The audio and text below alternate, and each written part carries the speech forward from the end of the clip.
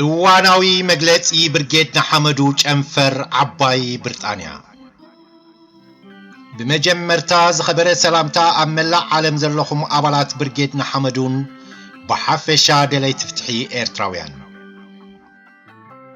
ኣብ ዘለኹም ሰላምን ቅሳነትን እናተመነና ነዚ ዓድናን ርስትናን ገቢቱ ሃገርና ዘባደመ ሕሱም ስርዓት ሱር መሰረቱ ንምጥፋእ እትገብርዎ ዘለኹም ቃልሲ ከመስገና ክንሓልፍ ኣይንደልን ብምቕጻል ሎሚ ክንዛረበሉ ዘገደደና ምኽንያት እንተሃልዩ ኣብዚ ዘለናዮ ክፍለ ዘበን መራኸቢ ብዙሓን ኣብ ጥርዚ ምዕባለ በፂሑሉ ዘሎ እዋን ኣብ ክንዲ ኣብ ረብሓና ብምውዓል እንጥቀመሎም ገለገለ ሰባት ብኣዝዩ ጸቢብ ኣተሓሳስባ ተጠቂዖም ሕብረተሰብ ክዝልፉ በአውራጃ ሃይማኖት ወገን ክፈላልዩ ንሪኦም ኣለና ንሕና ብርጌድ ንሓመዱ ዓባይ ብሪጣንያ ኣዝዩ ጽፉፍን ተሪርን ሕጊ ስለ ዘጽደቕና ኣብ ከምዚ ዓይነት ጸቢብ ኣተሓሳስባ ዝተዋፈረ ኣባል ክሳብ ካብ ኣባልነት ብርጌድ ንሓመዱ ዘባርር ብይን ክውሰነሉ ይኽእል ንኣብነት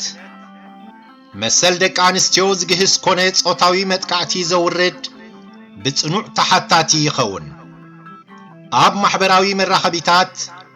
ዓሌት ሃይማኖት ብሄር ኣውራጃ ጾታ ኣልዒሉ ዝጻረፍ ሰብ ብመሰረት ሕጊ ብርጌድ ንሓመዱ ዓባይ ብሪጣንያ ኣባልነቱ ይስረዝ ዝኾነ ኣባል ብርጌድ ንሓመዱ ንመቃልስቱ ወይ ደገፍቲ ብርጌድ ንሓመዱ በኣነዋሪ ቃላት ከፈራርሕ ኮነ ጎነፃዊ ተግባር ክጥቀም ዝተረኽበ ጉዳዩ ብሕጋዊ መልክዕ ተራእዩ ሕጋዊ ስጉምቲ ንወስደሉ ንብፃዩ ብዘለዎ ስንክልና ዘናእስ ኮነ ዘናሹ ብሕጊ ንሓትት ክሳብ ሕጂ ድማ ኩሉ ኣባል ብርጌድ ንሓመዱ ዓባይ ብሪጣንያ በዚ ሕጊ ተቐይዱ ይርከብ ኣሎ ምኽንያቱ ናብ ዓወት ዘብፅሑኻ ረቑሒታት ብዙሓት እኳ እንተኾኑ ሓደ ካብኣቶም ግና ስነ ምግባር እዩ ካብ ዓባይ ብሪጣንያ ወፃኢ ዘለዉ መቃልስትና ኣካላት ንቓልስና ኣዝዮም ሓንኮልቲ ዝኾኑ ኣካይዳ ክኸዱ ስለ ዝተዓዘብና ነዚ ምሕፅንታን ለበዋን ከነውፅእ ተገዲድና ቀዳማይ ብኽልቲኡ ወገን ዘለዉ ኣካላት ብኣውራጃ ኣሳቢብካ ንሕብረተሰብ ሙሉእ ምዝላፍ ክብሪ ኣዴታትናን ብሓፈሻ ደቂ ኣንስትዮን ከምኡውን መቃልስትኻ ውልቀ ሰባት ምድፋር ዘይፍትሓውን ዘይሓላፍነታውን ስለ ዝኾነ ንኹሎም ወገናት ብትሪ ንኹንን ክልተ ጸላኢና ኣብ ውሽጢ ሃገርና ኤርትራ ዘሎ ስርዓት ህግደፍ ደኣ እምበር ካልእ ኣካል ከም ዘይኮነ ቃልስናውን ንምልእቲ ሃገር ደኣ እምበር ንዝተወሰነ ክፋል ሃገርና ከም ዘይኮነ ንኣምን ሰለስተ እቲ ቀደም ዝነበረ ኣውራጃዊ ምሕደራ ሃገርና ኤርትራ መፋቐሪና ደኣ እምበር መፋላለይና ኮይኑ ኣይፈልጥን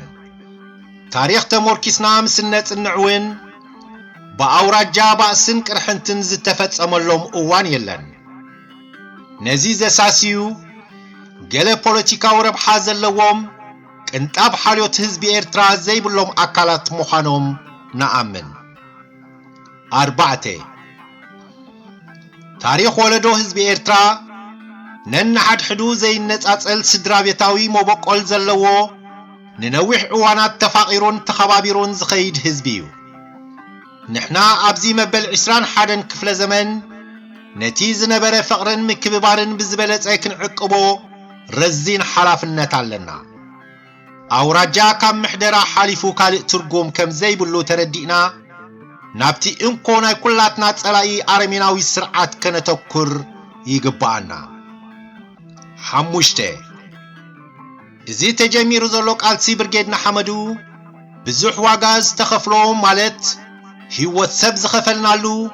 የዒንቲ ሕዋትና ዝጠፍኣሉ ኣካላት መቃልስትና ዝጎደለሉ ብዙሓት ኣባላትና ኣማሕዩሩ ዝርከብሉ ማዕለያ ዘይብሎም ኣባላትና መንበሪ ወራቕቶም ዝተባላሸወሉ ስለ ዝኾነ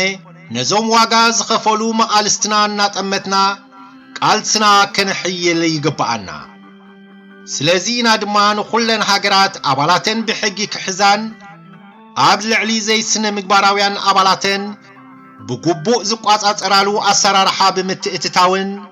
عنقفات ناي قالسي ام مئلاي قبوء ترئن كتصاوتان بأخبروت محصنتانا نقرب عاوتنا بقلصمنا